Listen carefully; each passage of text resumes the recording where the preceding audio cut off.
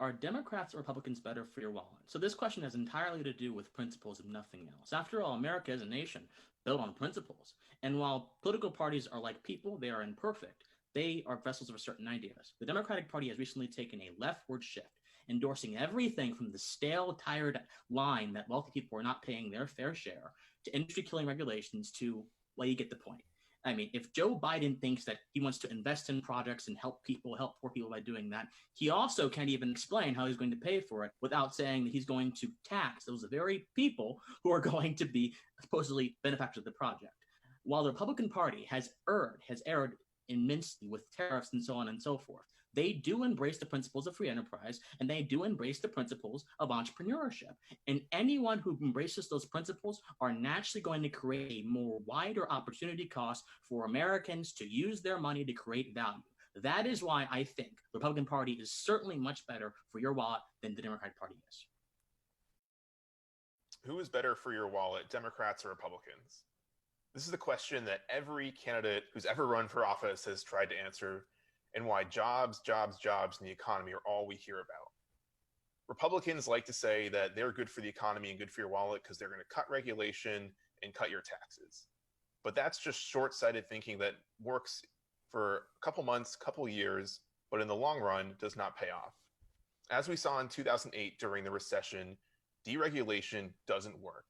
As we've seen with the current state of our environment, deregulation doesn't work. As we've seen with the Trump tax cuts and with the Bush tax cuts, when Republicans get a chance to cut taxes, they do it for corporations and the wealthy, and they leave the rest of us waiting for more. And this is the problem, is that Republicans don't understand what the average American is going through. They don't have long-term thinking, and their policies reflect that.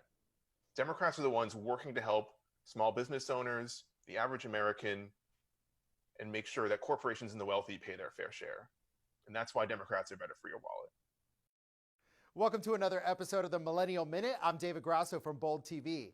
Today's question, who's better for your wallet, Democrats or Republicans? You've already met Nate Lerner. He's the executive director of Build the Wave, and Christian Watson, host of the Pensive Politics podcast. So, folks, we heard it from off the top, right? But let's start with you, Nate. You say every time the Republicans get in charge, they just mess things up and don't make the economy any better.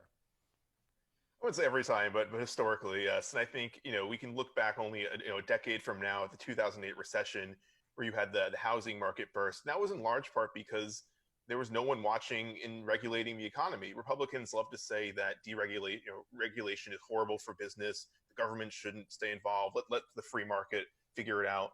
Well, when the free market figures things out, a lot of times it's catastrophic. And as we saw, there's no one watching the derivatives market. There was no one monitoring those toxic loans. And as a result, the bubble burst and we all went down with it. And then you see the same thing with environmental regulations where when companies they get away with it. They are okay with polluting the water, polluting the air.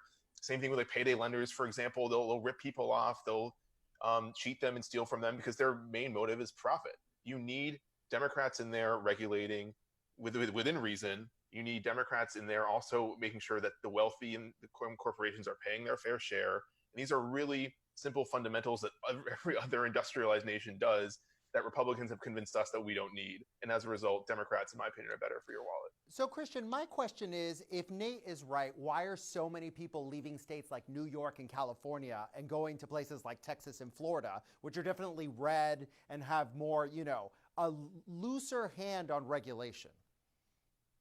Well, that's one of the reasons why he's not right. But there are many, many more reasons why he isn't right. I mean, this idea that wealthy folks are somehow obligated to, who already, presumably, a lot of wealthy folks already produce a lot of value for a lot of people, poor and middle class, already in the country, and they're expected to pay their fair share. It's just ridiculous in the first place. Yeah, so what party do you align with then, Nate, if you're someone who is socially liberal and fiscally conservative? A lot of these things like the Green New Deal that come out of the Democratic Party, right, really are scary from a tax perspective because there is no way to raise that amount of money without raising taxes, not just on rich people, but on absolutely everyone. Well, they're scary if you're short-sighted and you don't understand the long-term benefit of it and what's at stake.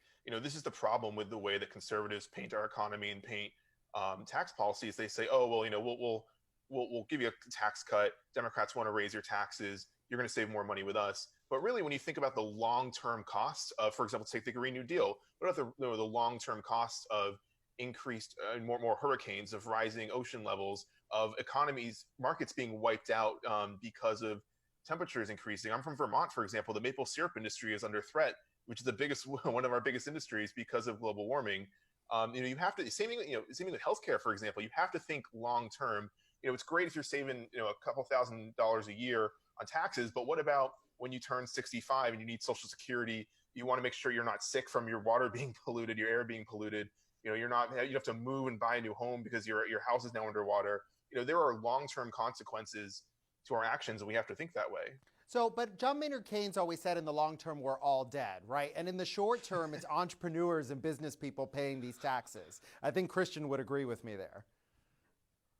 Oh, absolutely. And look, Nate talks a lot about cost, but very little about opportunity cost. What's the opportunity cost of going after farmers and making them have more burdensome regulations, which would cause them to be subsidized more, which would cause taxpayers to have more money? What's the opportunity cost of regulating these businesses and making them go out of business so people don't have any jobs? What's the opportunity cost of these things? And I dare say the opportunity cost of Nate's proposals and many other sort of fantasies of the Democrats is much more steep than the cost of cutting taxes. And the problem is, taxes have not been cut in the past few decades in conjunction with cutting spending. David Stockman of Reagan's administration knew this was what needed to happen if you're going to have a long-term balanced budget, but that's not happened. If that happens, you will see a lot of the failures that Nate talks about actually not be failures, but sterling successes.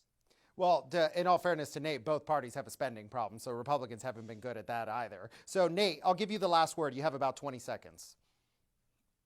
Yeah, I'd say it's a pretty simple formula. You can look at the policy in action. When Republicans get a chance to cut taxes, they do it for the rich and the wealthy. When Democrats get a chance to regulate, they do it in a way that protects people, doesn't hurt businesses. If your business is hurting people, it deserves to be regulated. It deserves to go under.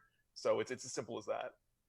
Wow. Okay. On that note, thank you both for being here for this very important conversation. And thank you all for watching. Please join us soon for many more Millennial Minutes here on Bold TV. I'm David Grasso. See you next time.